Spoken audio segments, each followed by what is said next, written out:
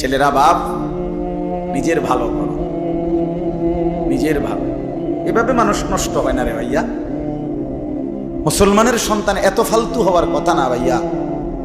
একটা জিনিস তো অনেক কিছু তো ফোঁচা যায়, কিন্তু এক ফোঁচা জায়গায় দিয়ে তো হালাই দিলে বাহিটা খাওয়া যায়। এইভাবে বুঝি ফোঁচা যায় না, এইভাবে বুঝি একেবারে সারা দিন নাই রাত নাই নারীর ছবি দেখতে দেখতে দেখতে, মোবাইলের অশ্লীল দৃশ্য দেখতে দেখতে শরীরটা করে পচাইয়া ফেলা, কলজাটা একদম পচাইয়া ফেলা, চোখটা এভাবে নষ্ট করে ফেলা। এটা কি ধরনের কথা? আরে বেটা এত মাতাল কেমনে? জন্য যুবক ফিরে আসো, নওজওয়ান ফিরে আসো, নিজের ক্ষতি করো না। আমি প্রত্যেক দিন বলি ভাইয়া, তুমি মরে গেলে হ্যাঁ পৃথিবীর কিচ্ছু আসবে। এই বন্ধুরা ধোকা ধোকা, একটা ফুলা ফাইন তুমি মরলে খানা বন্ধ করতো না, কসম খোদার। তুমি লিখ কেন? তোমার একটা ফ্রেন্ড এক লগে যদি বইয়ে বইয়ে বিড়ি খায়, তোমার লগে গাঞ্জা খায়, ফুট্টা খায়, বাবা খায়, মদখোর গাঁজাখোর, একসাথে বইয়া উলঙ্গ ছবি দেখো, ওই জানোয়ারের জিজ্ঞেস করো বলে আমি মরলে আমার ঠ্যাংটা ভাঙলে তুই এক বেলা খানা বন্ধ রাখবি না। কথা বুঝেন নাই? ধোকা ধোকা, এগুলো ধোকা। ওরা কেউ থামবে না। আরে আপন বাপ মরলে যে সন্তানরা দিনের বেলা দাফন কাফন করছে, তারা কি সেই সন্তানরা, আপন সন্তানরা রাতের বেলা ভাত খায় না? কথা বলেন না কেন? পাশের ঘর থেকে খানা রাইন্দা ইয়ে আরো বেশি খায়, আরো একটু বুঝতো লাও, যেই কান্দাটা তুমি কাঁদছো আজগা কি ভাইয়া? তাইলে তাহলে আপন বাপ, তারপরেও তো সন্তান খানা খাইতেছে, তোমার লেগে কাঁদবে কে? এর জন্য পৃথিবী আমাদের কারো জন্য থামবে না ভাইয়া। একটা ছেলে হইলেও মাইনো ভাইয়া নষ্ট করে দিও। এই ভাই, প্রিয় কিশোর, মনে রাখো, নিজের ভালো কুত্তাও বোঝে।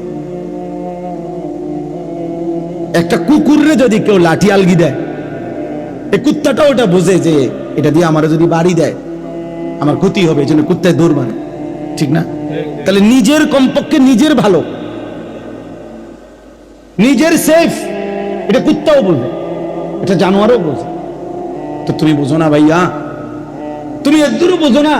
তোমার এই রাত দিন নারী দেখা, ছবি দেখা, উলঙ্গ দৃশ্য দেখা তোমার এই জাহান্নামের আগুনে পোড়াবে, এই এদুরও বুঝলা না? তোমার এই লাগাতার নামাজ না পড়া এই জীবন যে তোমার শেষ পর্যন্ত জাহান্নামে নিবে, এদুরও বুঝলা না? হায় হায় হায়, নিজের ভালোটাই তো কমপক্ষে বুঝলা না। কেমনে বললে বুঝবা? আমি তো আমার সবটুকু চেষ্টা করি, আমার জিন্দিগির ফিকির এটা মিশন, কিশোর যুবক ছেলে বদলাবে, ওরা দিনদার হবে, ওরা সেজদা দিবে আল্লাহকে। এক যুবক যখন সেজদা দেয় তো আল্লাহ তাআলার আরশ নড়ে ওঠে। আল্লাহ তাআলা আরশ আজিম থেকে বলে, যুবক আমার সেজদা দিলি, যা আমি ওয়াদা দিলাম তোরে এই আরশের নিচে ছায়া দেব। তুই আসবি যুবক হাসরের ময়দানে, আমি তোরে আরশের নিচে ছায়া দেব।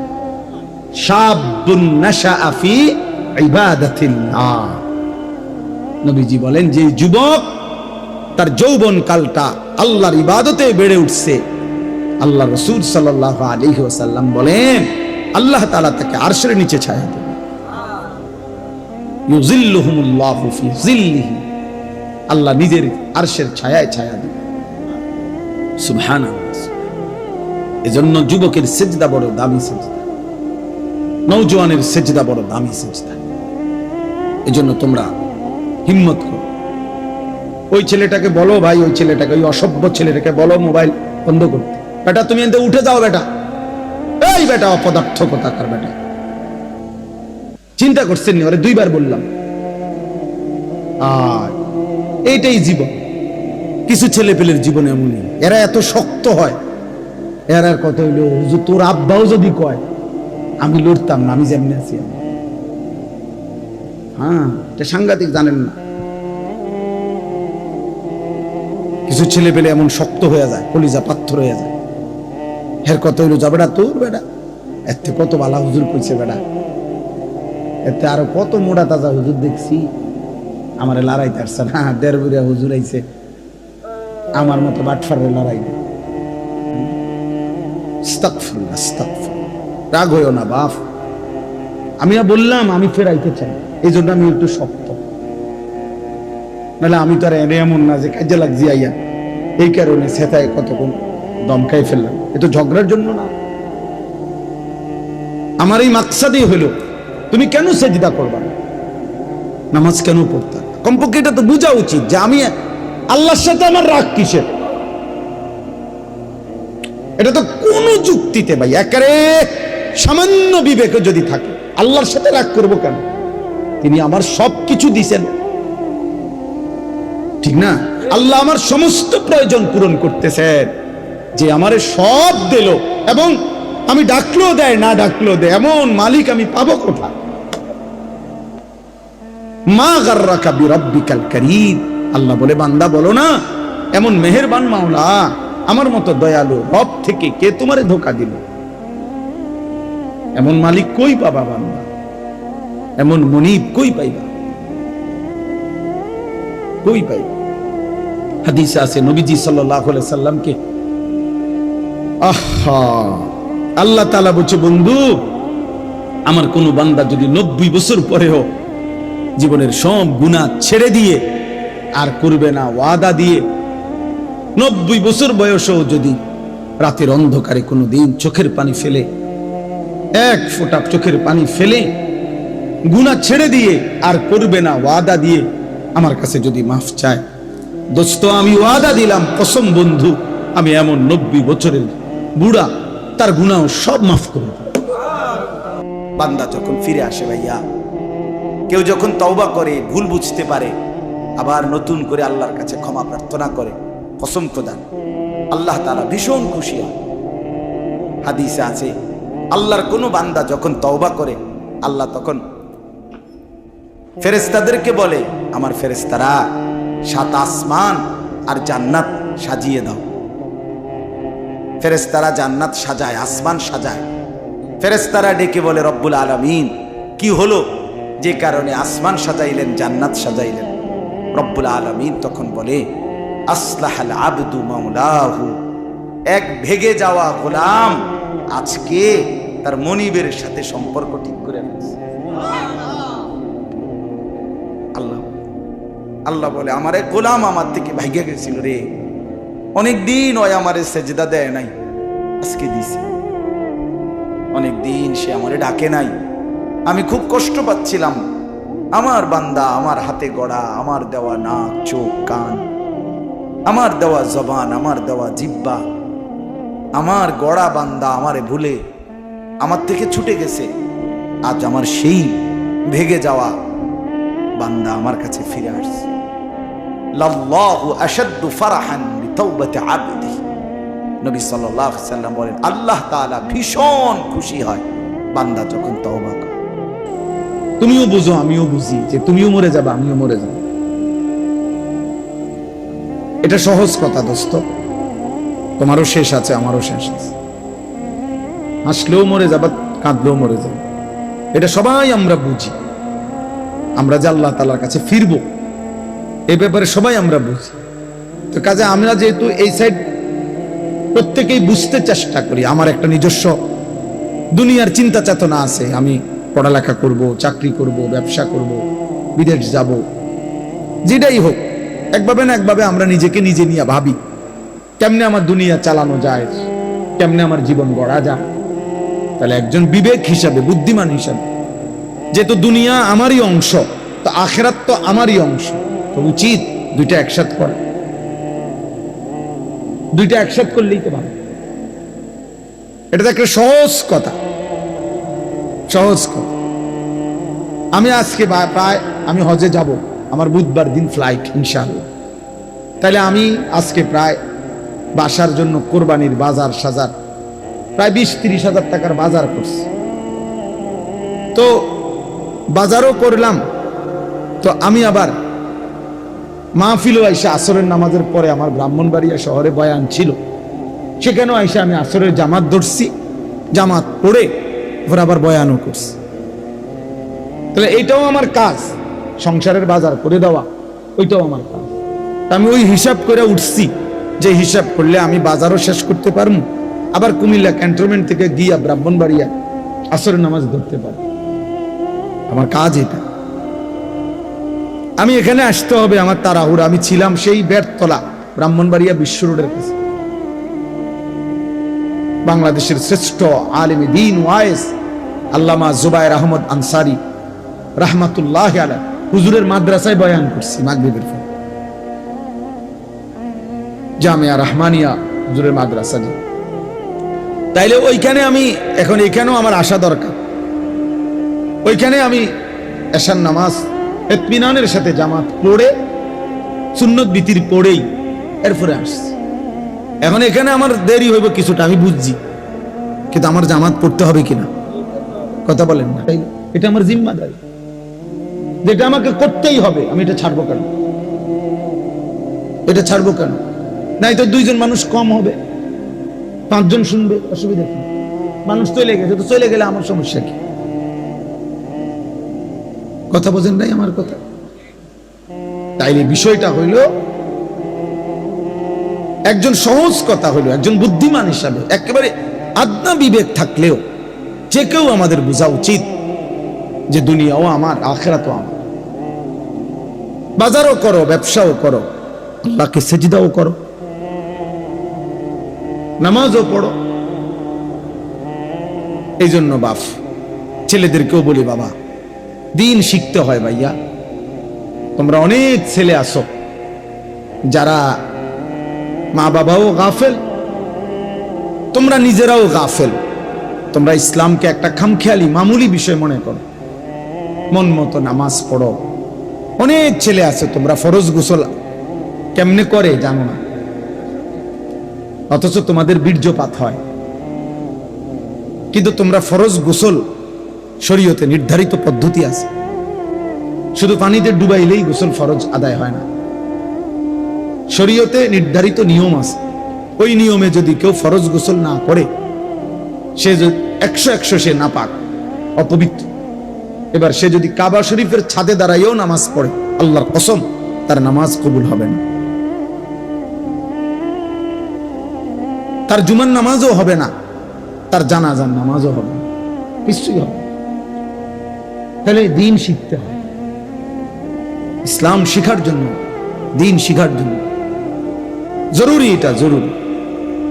এটা বলে কিছু লোক মাদ্রাসায় পড়ে, ওনাকে ভাল লাগছে, ওনারা মাদ্রাসায় পড়ে, ওনারকে ভাল লাগছে, ওনারা স্কুলে পড়ে, ওনারকে ভাল লাগছে, ওনারা কিন্টার গার্ডেনে পড়ে, যে জেনে ভাল লাগে পড়বো না। না, এটা মস্কারি না, কোরআন কোনো মস্কারি না। যে যার যেটা ভাল লাগে, যার মন চায় কোরআন শরীফ পড়ুক, যার মন চায় বাংলা পড়ুক, যার মন চায় ইংরেজি পড়ুক। না না, এটা এরকম একটা বিষয় না, এটা আমার ইবাদত। কোরআন শরীফ পড়া এটা শুধু একটা পড়া না দোস্ত, এটা একটা ইবাদত। কোরআনুল করিম তেলাওয়াত করা একটা কি, বাংলা রিডিং পড়া ইবাদত, অঙ্ক করা ইবাদত। এটার সাথে এটার মিল আছে কি? এই জন্য নীরবে আলহামদুলিল্লাহ অনেক সুন্দরভাবে বসছেন সবাই, বাবারাও বসছেন, ছেলেরা তোমরাও বসছো। বাপ বুঝতে শেখো, দিন শেখা দরকার। আখেরাত আমি বুঝি নাই বললেই আখেরাত নাই এমন না ভাইয়া, আমি খেয়াল করি নাই বললেই আখেরাত হবে না, বিষয়টা এমন না। তুমি হয়তো ভাবতেই পারো, যাই বুঝি নাই হুজুর, আমরা স্কুলে পড়ছি, এত কিছু কি আর আমরা জানি? দোস্ত, এই সমস্ত এই সামান্য কথায় আখেরাত টিকবে না।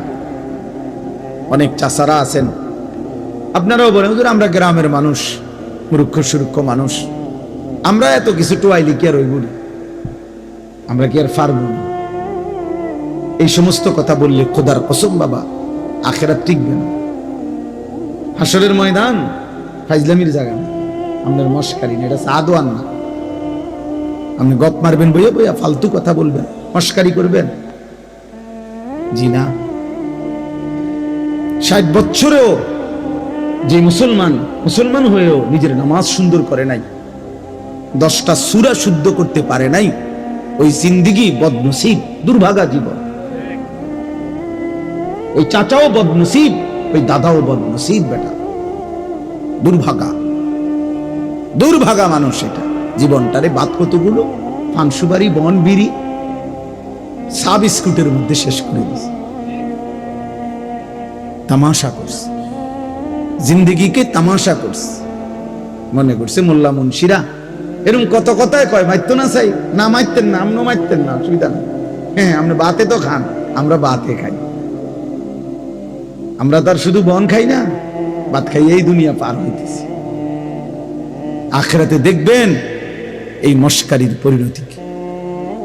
এই জন্য হ্যাঁ, চালাক মিয়া দোস্ত নওজোয়ান, ভাত খাও, বাতে তো খাও, আর কিতা, আর বীর মানে মোবাইল টিপো, আর নারী দেখো, ছবি দেখো, আর চুলের পেখম ঘুরাও। হ্যাঁ ঘুরাও, সমস্যা নাই আব্বা। দেখবা তোমার চাইতেও বড় শক্তিধর এই পৃথিবী থেকে হারায় গেছে। তোমার চাইতেও বড় ক্ষমতাধর এই পৃথিবী থেকে হারায় গেছে। তুমি কেডা? এ দেখতে দেখতে নাই, দেখতে দেখতে যৌবন ফুরায় যাবে, দেখতে দেখতে এই শক্তি সামর্থ্য ফুরিয়ে যাবে, ফুরায় যাবে। আশ-শাবাবু বাইনা দু'ফাইন, এক বড় বুজুর্গ বলছে, যুবক তুমি মনে রেখো, তুমি দুই দুর্বলতার মাঝখানে আছো। তোমার শিশুকাল দুর্বল, তোমার বৃদ্ধকাল দুর্বল। দুই দুর্বলতার মাঝখানে অল্প কিছু সময় তুমি শক্তি নিয়ে আসো। সেই শক্তির সময়টাই হচ্ছে যৌবনকাল। যদি কিছু করতে হয় শক্তির টাইমেই করো। নিজেকে গড়লে শক্তি থাকতেই গড়ো, নিজের আখিরাত সাজাইলে শক্তি থাকতেই সাজাও। হয় তুমি পিছনের দিকে শিশুকালে আর যাইতে পারবা না, আর বৃদ্ধকালে পৌঁছে গেলে দুর্বল হয়ে যাবে, তখনও আর পারবে না, অথবা কবরে চলে যাবে। এই জন্য 17 বছরের, 18 বছরের, 20 বছরের ছেলে তোমাদেরকে বলি, বাপ এত অল্প বয়সে যদি আল্লাহ পাকের এত বড় নাফরমান হও, মাত্র 18 বছর বয়সেও যদি তুমি আল্লাহকে এইভাবে না চিনো, 18 বছর 20 বছর বয়সেই যদি তুমি একটা সেজদা দিতে মন না চায়, আরে জানোয়ার তুই 60 বছর পর্যন্ত যাইতে যাইতে তোর অবস্থা কি হবে? বেঈমান, এই বেঈমান, এই নিকৃষ্ট, তোর হালাত কি হবে? তুই 18 বছর বয়স না হইতে যদি আল্লাহর এত বড় দুশ্মন হস, তোর বাকি হালাত।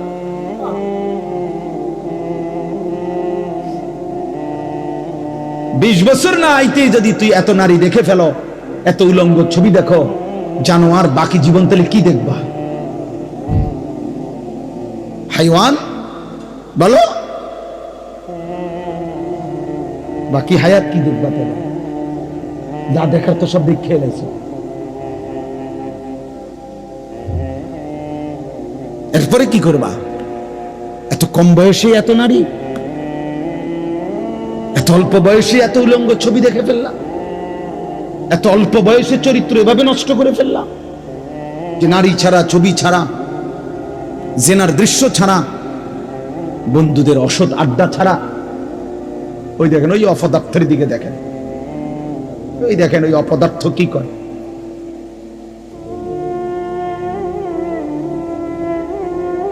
এই জন্য বললাম ভাই, ভাবতে শেখো বাবা, বাকি হায়াত কি করবে, বাকি হায়াত কেমনে চলবে? তাইলে এত কম বয়সে যদি কেউ এত চরিত্রহীন হয়, তার সামনের হালাতটা কি বলে? 40 বছর পৌঁছতে পৌঁছতে তার অবস্থা কি হবে? 60 বছর, 365 দিন, যে কোনো দিন খোদার 1 বছরে ফজরের নামাজ পড়ে নাই, পরে আর আল্লাহ মনে করাই দিবে কে? হ্যাঁ, বুঝো নাই ভাইয়া? 1 বছর যারে আল্লাহ ভুলাই গেল, তো তোমারে আর মনে করাবে কে? কে আছে তোমার এরপরে? আর যে সময় তোমার মাথার উপরে বাবা, দাদা, তাদের ছায়া আছে, তখনই যেহেতু তুমি আল্লাহ ভুলে গেছো, তো যখন তোমার বাপ মরে যাবে, দাদা মরে যাবে, মা মরে যাবে, তখন তোমারে আল্লাহর কথা মনে করাই দিবে কে? তোমারে আখিরাত মনে করায়।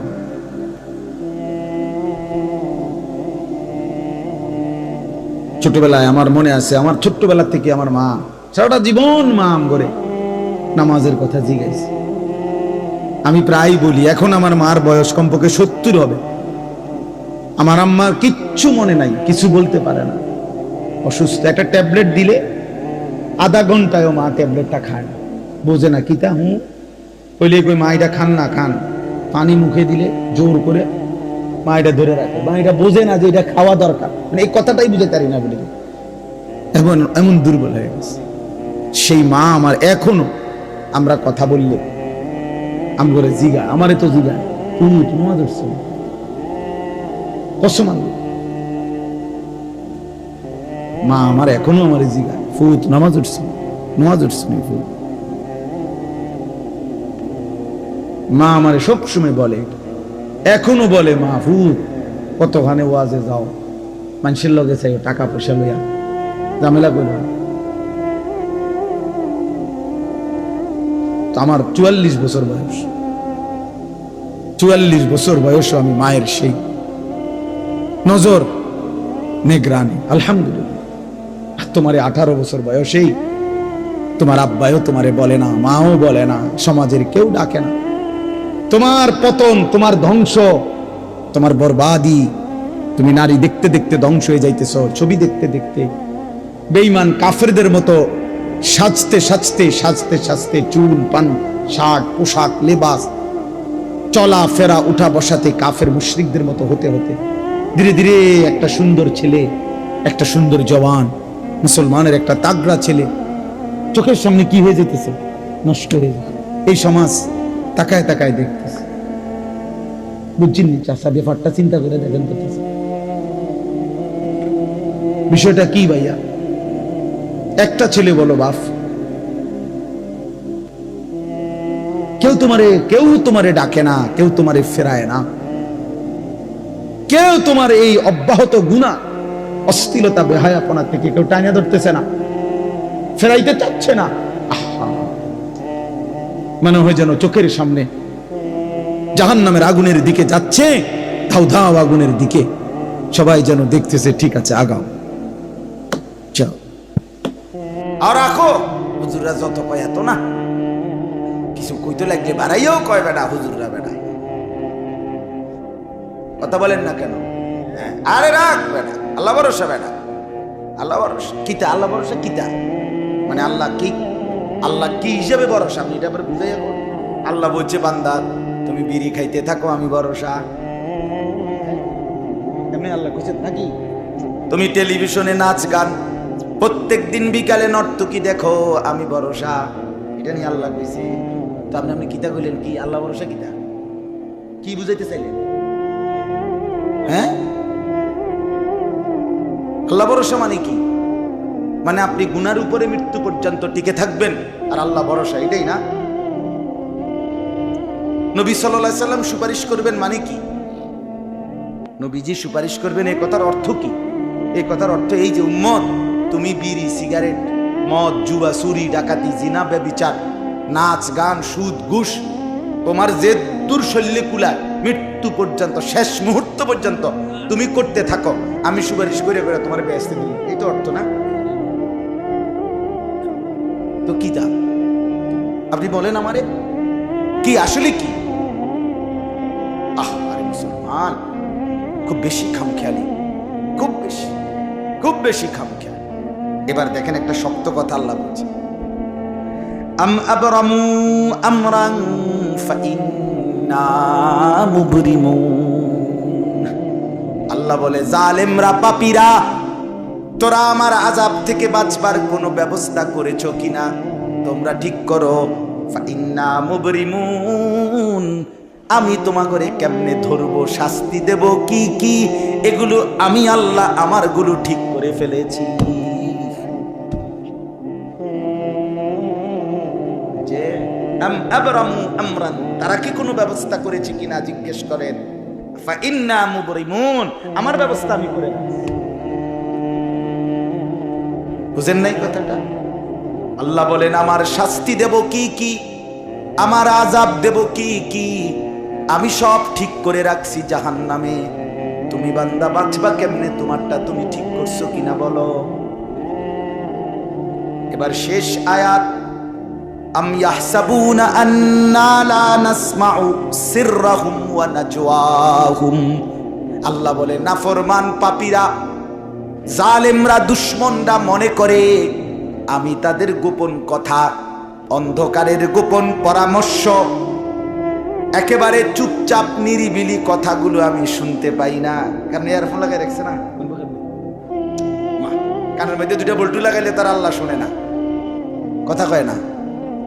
হ্যাঁ, আল্লাহ আল্লাহ জিজ্ঞেস করছে তুমি এই ভাবছো না, তুমি যে কানের মধ্যে গান শুনবার টাইমে ইয়ারফোনের বল্টু লাগাইয়া রাখো, তুমি মনে করছো না ফরমান মাইনসে না শুনে না, তো মাইনসে যখন শুনে না আমিও শুনি না নাকি? জবাব দেন, ওই যুবক বলো না মিয়া, মাটির নিচে কিংবা অন্ধকারে অথবা একাকী কোনো গোপন জায়গায় তুমি যেই অসভ্যতা করছো, যেই ভিন নারীর সাথে কথা বলছো, বন্ধুদের অসভ্য আড্ডা দিচ্ছ, তুমি মনে করছো গ্রামের কেউ দেখে না, গ্রামের কেউ জানে না। আল্লাহ বলে তাহলে তুমি কি এই ভেবেছ যে আমি আল্লাহও জানি না?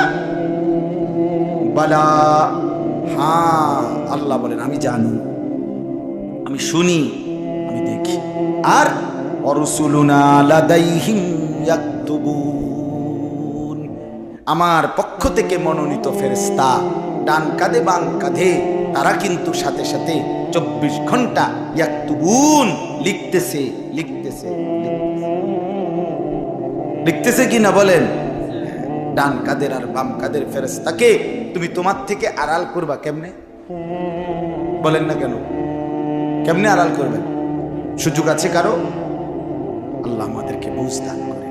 অতএব বাপ, জাহান্নামীর আর্তচিৎকার শুনলেন আপনি, জাহান্নামী আল্লাহকে ডাকবে, জাহান্নামী ফেরেশতাকে ডাকবে, জাহান্নামী একটু আযাবের হালকা করতে চাইবে, জাহান্নামী মৃত্যু কামনা করবে, জাহান্নামী কতভাবে যে বাঁচতে চাইবে, কিন্তু কসম আল্লাহ বাঁচতে পারবে না। এজন্য দয়া করে রাত গভীরে মেহেরবানি করে চলেন প্রত্যেকেই, ইনশাআল্লাহ সিদ্ধান্ত নিন।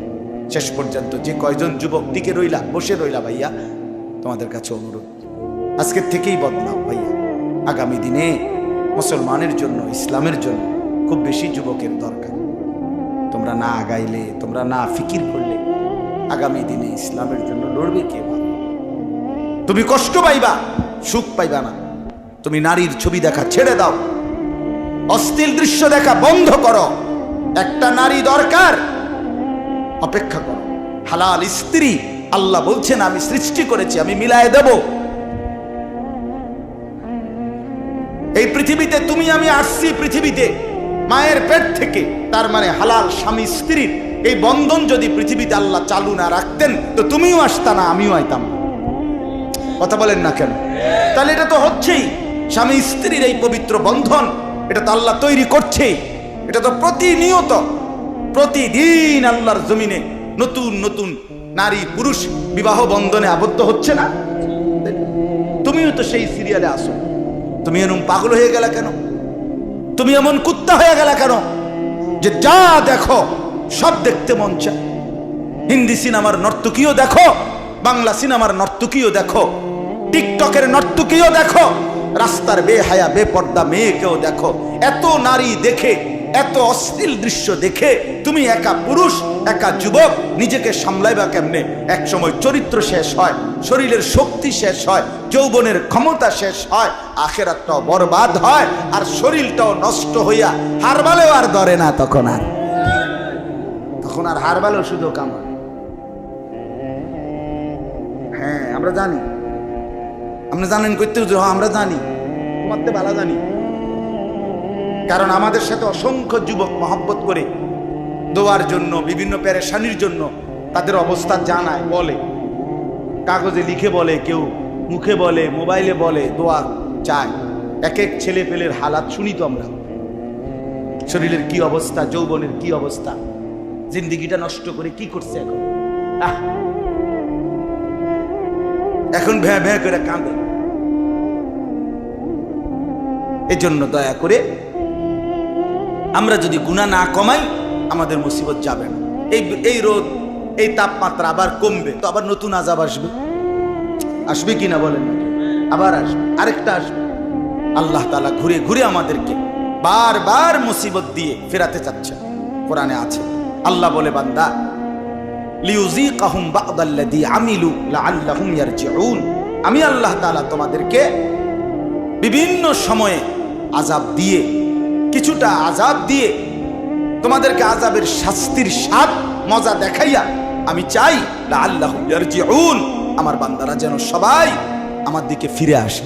এজন্য আমি আমার কথা শেষ, রাত হইছে, আর লম্বা করতে চাই না।